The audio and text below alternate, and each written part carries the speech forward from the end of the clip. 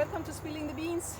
We are in TAPACHULA. It is September 14th and unfortunately we don't really have much good news to all you followers and coffee lovers out there. On the contrary, literally what we are seeing here confirms that we have a major disaster growing worldwide in coffee.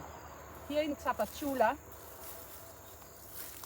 we have seen a massive movement over the last 10, 15, 20 years towards shifting lower production areas to Robusta from Arabica previously.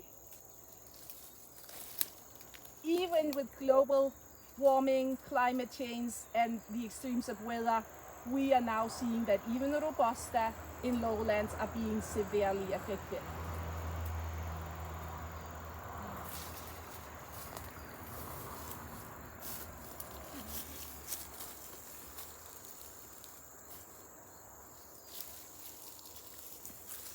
This is very sad. Really, I would love to be able to say, yes, there's been a magnificent recovery and the situation is not as bad as we were fearing back in May and June, but there's very little to support that. First, we had in Mexico severe drought starting between March and April, in some parts since the end of February. And then in May and June, we have this extreme heat wave that affected coffee globally. And in Mexico, we have seen it in the main areas in Veracruz state, and here in Chiapas, which is the biggest state of coffee in Mexico, we have seen similar massive reduction. Even if a lot of the trees amazingly were able to recover and survive from the extreme heat and drought, what we are seeing is that there's barely no production on the trees. You can see like here, what is left of some of the trees. The good news is that not as much of the coffee died completely and will require replanting.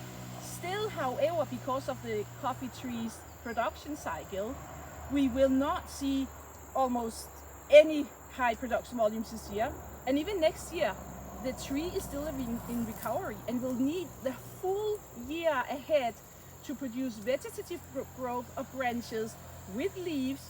And maybe, if we are lucky, by 2026-27, in 2 years, in the harvest that comes in 2 years, there will be more or less a normal production again. But that is a long way away, and we know the climate is not helping, and it continues to get both more extreme in terms of El Nino, La Nina, heat, water, lack of water, drought, too much rain that also reduces sun exposure. So it's gonna be some very difficult years ahead.